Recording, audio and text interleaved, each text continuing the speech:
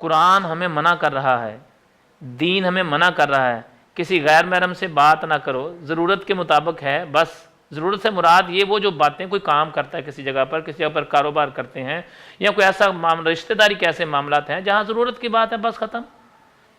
اب یہ ضرورت کی باتیں نہیں ہیں جو ساری ساری رات، سارا دن میسیجز، چیٹ ہوتی ہے، ساری رات باتیں ہوتی ہیں، سارا دن باتیں ہوتی ہیں، اور پتہ نہیں کتنا ٹائم لگتا ہے اور کتنا گناہ کھاتے میں آتا ہے جب تک بات کرتے رہتے ہیں، کوئی منع ہی نہیں کر رہا۔ عجیب بات کیا ہو رہی ہے؟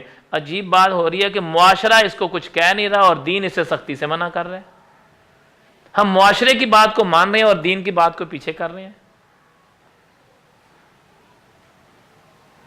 پھر وہی معاشرہ، وہی لوگ، جب کسی کے گھر میں آگ لگتی ہے اپنے گھر میں، تو پھر اس کو بڑی ٹینشن ہوتی ہے کہ یہ کیا ہو گیا، یہ تو بہت ناجائز ہے بھائی۔ پھر وہ لوگوں سے کہتا پھرتا ہے دیکھو جی زمانہ بڑا خراب ہو گیا ہے، زمانہ بڑا خراب ہو گیا ہے، زمانہ بڑا خراب ہو گیا، بڑا مشکل ہے اپنی تیاں بہنوں کی عزت بچانا۔ جب تو کسی کی بیٹی پر عزت پر حملہ کر رہا تھا تو تجھے احساس نہیں ہوا؟ اب اپنی بات آئی تو یہ لوگوں کو کہنا شروع کر دیا زمانہ بڑا خراب ہے۔ زمانے میں ہے کون اس وقت؟ معاشرہ کہتے کس کو ہیں؟ دو یا دو سے زیادہ افراد کا نام ہی معاشرہ ہے نا۔ کس کو معاشرہ کہتے ہیں آپ؟ جبکہ رسول اکرم صلی اللہ علیہ وسلم نے منع فرمایا اور قرآن پاک نے ہمیں منع فرمایا۔ پہلے تو اللہ تعالیٰ کی ذات گرامی نے ہمیں منع فرمایا، رسول اکرم صلی اللہ علیہ وسلم نے ہمیں منع فرمایا، صحابہ نے، تابعین نے، تبع تابعین نے، اولیاء کرام نے اس چیز سے منع فرمایا۔ ہم منع نہیں ہوئے، بلکہ معاشرے نے جو کہا ہم نے وہ کیا، جو دین نے کہا وہ ہم نے کیا نہیں۔ اس کا انجام پھر کیا ہوا؟ پھر جب اپنی ذات پر بات آئی، آج کے دور کے اندر سب سے بڑا لمحہ فکریہ، خطرناک بات، جب اپنی ذات پر بات آئی، کہا یہ کیا بات ہوئی جناب، معاشرہ تو گندہ ہی بڑا ہے، یہ زمانہ بڑا خطرناک ہے۔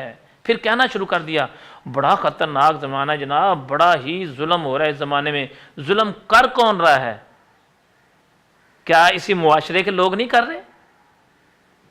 جو ظلم کرنے والا کیا اس معاشرے کا فرد نہیں ہے؟ زیادتی کرنے والا اس معاشرے کا فرد نہیں ہے؟ جو کسی کی بیٹی کی عزت کو پامال کرتا ہو اس معاشرے کا فرد نہیں ہے؟ جو بیٹی کسی کے گھرانے کو برباد کرتی کیا اس معاشرے میں نہیں رہتی؟ اپنے آپ کو نکال لیا ہم بالکل ٹھیک ہے، معاشرہ خراب ہے، میں ٹھیک ہوں، بالکل میں ٹھیک ہوں جناب۔ یقین جانو جناب آج کل تے حالات ہی بڑے خراب نے، اللہ معافی دے، اللہ تعالیٰ معاف کرے جناب۔ آج کل تے گھراں دے تے تیاں دے تے بھیناں دے حالات بڑے خراب نے۔ اپنے آپ کو نکال لیا اور معاشرے پہ دھکیل دیا۔ سب سے پہلے سوچنا ہے میرے اندر برائی کیا ہے؟ سوال یہ ہے میرے اندر کیا برائی ہے؟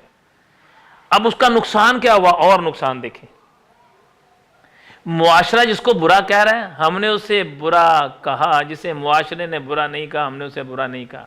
اللہ رب ذوالجلال اور رسول اللہ صلی اللہ علیہ وسلم نے جسے منع فرمایا ہم منع ہی نہیں ہو رہے۔ پھر کیا ہوا؟ پہلے کیا ہوا؟ لوگ آپس میں بیٹھ کے تاش کھیلتے تھے، اب اس سے آگے بڑھ گیا، جوئے پہ چلے گئے۔ پہلے گھر میں بیٹھ کے خواتین ایک دوسرے کی برائی کرتی تھی، اب گھر والوں کے نکلنے کی دیر ہے، اس کے بعد ٹی وی چینل ایسے جن کو گھر والوں کے سامنے بیٹھ کے نہیں دیکھا جا سکتا۔ حدیث پاک ہے، میں نے آپ کو حدیث پاک سنائی ہے، رسول اکرم صلی اللہ علیہ وسلم نے ارشاد فرمایا جو کام تم لوگوں کے سامنے کرتے ہوئے حیا کرتے ہو نہیں کرتے ہو اس کو تنہائی میں بھی مت کرو۔ خواتین سے گزارش کرنا چاہوں گا، گھر والے چلے گئے یا مردوں میں بھی بات ہے کہ اگر گھر والے گھر میں نہیں ہیں یا اپنے کمرے میں تنہا بیٹھے ہیں تو ایسے ہی ٹی وی کی فلم، ایسا نیٹ پہ کوئی سین دیکھنا جس سے اللہ تعالیٰ کی ناراضگی ہو، رسول اللہ صلی اللہ علیہ وسلم کی ناراضگی ہو، یہ عمل کرنا چاہیے نہیں۔ اب معاشرہ ہمیں اجازت دیتا چلا جا رہا ہے، دین ہمیں منع کرتا چلا جا رہا ہے۔ اب یہ باتیں یہاں تک رہ گئی، اس سے بڑا لمحہ فکریہ کیا ہو گیا؟ دین نے ہمیں منع کیا کہ بہن اور بیٹی ننگے سر نہ گھومیں، دین نے ہمیں منع کیا کہ عورت سوائے اپنے مرد کے کسی اور کے لیے بناؤ سنگار نہ کرے۔ معاشرے نے ہمیں کہا نہیں کچھ نہیں ہوتا، مرد ہو یا نہ ہو تم نے بناؤ سنگار کرنا ہے۔ معاشرے نے کہا، معاشرے نے، ہم نے معاشرے کی بات کو مان لیا، لوگوں کی بات کو مان لیا، اور مرد کے لیے ہی نہیں سجنا باقی سب کے لیے بناؤ سنگار۔